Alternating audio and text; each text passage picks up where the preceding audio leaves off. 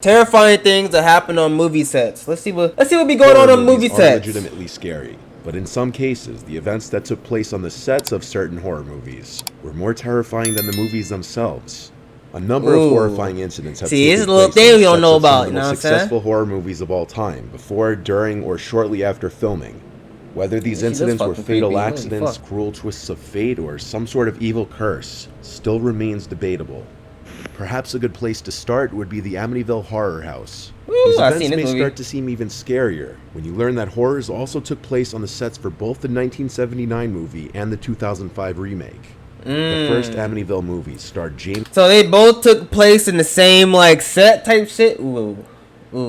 Brown. And I catch what he said in the beginning. Like it's like a curse when they be making these type of shits. I think that's what he said. You know what I'm saying? But that's pretty crazy. It makes sense. It makes sense. Who wasn't originally eager to take on the role, but eventually he accepted it because of something strange that happened.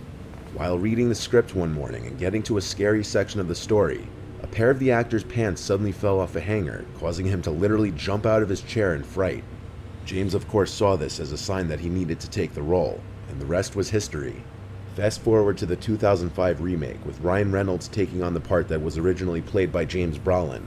During filming, Ryan Reynolds, along with other cast members, claimed that every morning at exactly 3:15 a.m., they would wake up.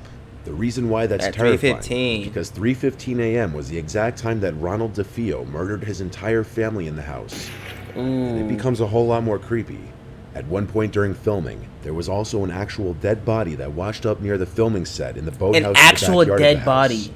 Actors and crew members always suspected that there was an otherworldly presence during the filming of the movie. Whether they were right or just overly paranoid, who knows?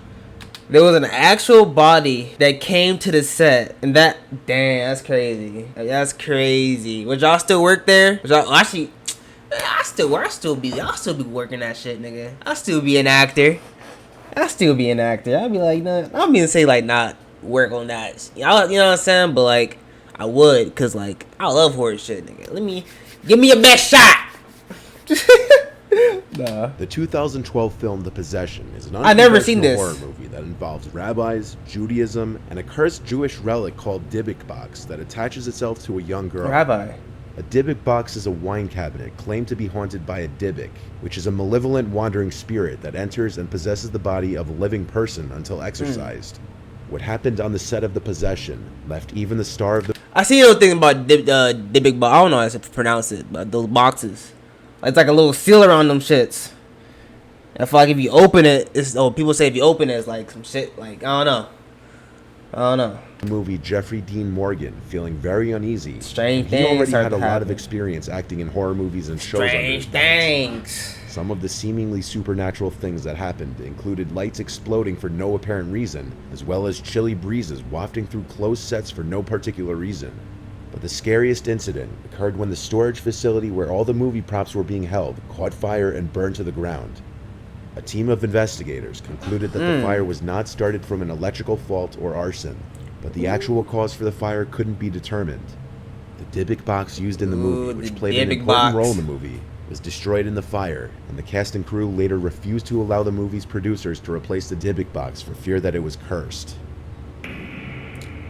The Conjuring is a... Dang, so they refused to replace it. Dang, so that Dybbuk box got freaking destroyed in the fire too? So I'm guessing like, some shit with that, I don't know. That's supposed to be based on the true story of the Perron family, who claimed to be tormented by supernatural entities in their Rhode Island home in the 70s.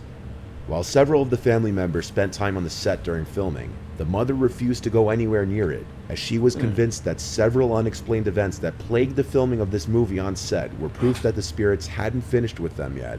For instance, when members of the Perron family were visiting, a furious gust of wind suddenly rose and seemed to swirl around them.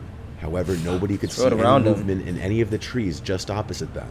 Movement you'd expect to see from any normal gust of wind. I see what they mean, later, like the hotel that the actors and movie crew were staying in caught fire and everyone had to be evacuated. Hell nah. And it doesn't end there. James Wan, the movie's director, recalls working late in his office one evening when his dog started growling at something. He would get up to investigate, but he couldn't find anything that would be antagonizing the dog. However, the dog had his sights on something across the room. It seemed he had focused on an unseen entity in one corner of the room. James took a break from working after this, having been legitimately freaked out. Vera Farmiga, who played the role of a paranormal investigator in the film, refused to take the script home with her, as she said it made her feel uneasy. Ooh. She also couldn't read it at night. Imagine you just have a script and you just don't want to take that shit home because you're just like, dang, based on a true story type shit. Because she became paralyzed by fear whenever she tried. After a phone call discussion with James Wan, Vera opened her laptop screen and there were 3 digital claw marks from the upper right diagonal to the lower left. This wasn't the last time it happened though. Her next experience came a few months later, literally on the day that she completed work on The Conjuring. She returned home to upstate New York, and when she woke up the next day, she discovered what she describes as 3 claw mark bruises across her thigh. She got claw marks on her. Ooh, that's demonic. In 1983, a movie based on the Twilight Zone series was released.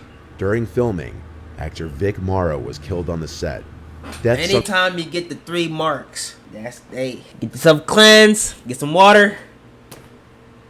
Throw that thing on you. Throw that thing on you. Sets have happened many times. But what makes this extra disturbing is the fact that Morrow appeared to predict his demise just a year earlier.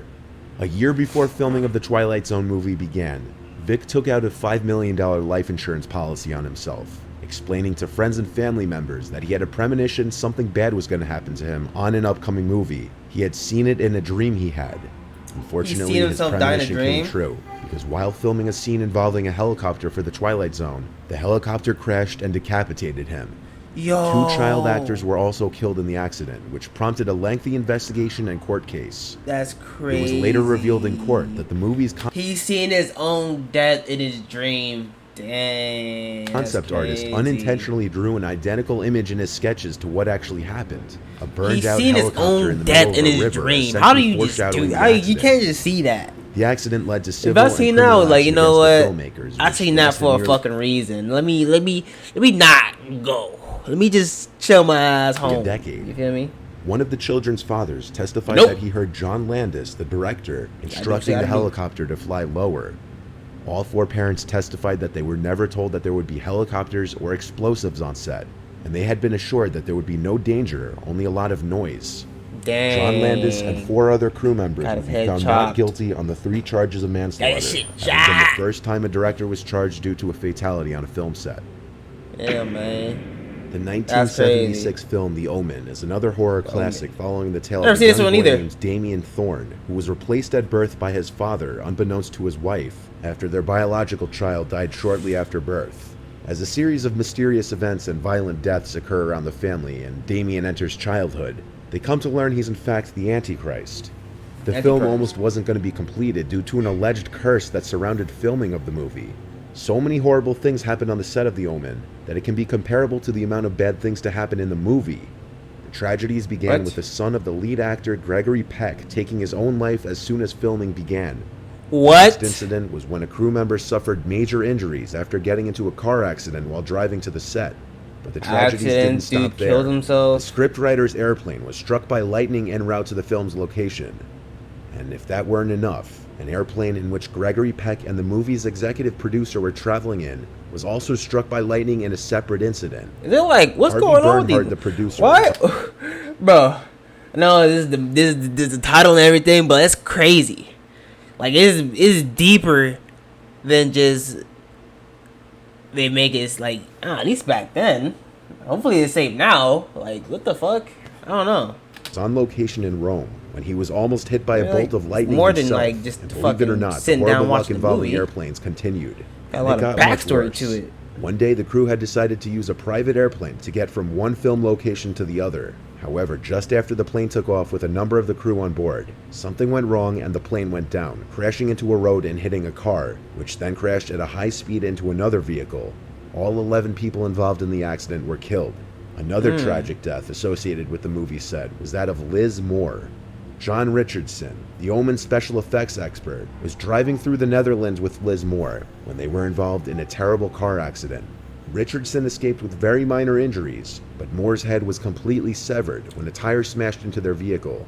This incident was eerily reminiscent of a scene in The Omen, Like, people in which is the character Keith Jennings, investigating Damien's supernatural origins, is decapitated by a sheet of glass that comes loose like, from what a is this vehicle on a freaking Final construction site. Destination? Richardson later reported that just before the crash, he passed a road sign that read Omen, 66.6 kilometers. Make of that what you will, but there's no denying that it's not too far off to speculate that the production of The Omen may have been cursed. That, or it was all just an outrageous coincidence. All that can be said for sure is that The Omen is a very iconic movie, and the chilling tales that surround its production. Bro, she got her head chopped, and then seeing the freaking sign that said Omen 666. That's crazy, have only bro. helped to cement that legacy. All these movies was in 2000 back. You feel me? Wait, yeah. All these movies was pretty fucking old. So it's like, hopefully now the movie safety is up. Cause, ooh, bro, at least like, but they was getting to like, at the end, they was getting to like crashing and shit. Like, that's weird. That's not even like their fault at that moment. It's not even like live on set. Start living on set. Yeah. Nothing will happen to your ass. Deeper than just sitting here watching the movie. Like, these actors gone through some real life shit behind the movie. That's crazy. Put it down in the comment section what y'all think about that. That one's, whoo. That video is, like I said, is deeper than just grabbing a popcorn.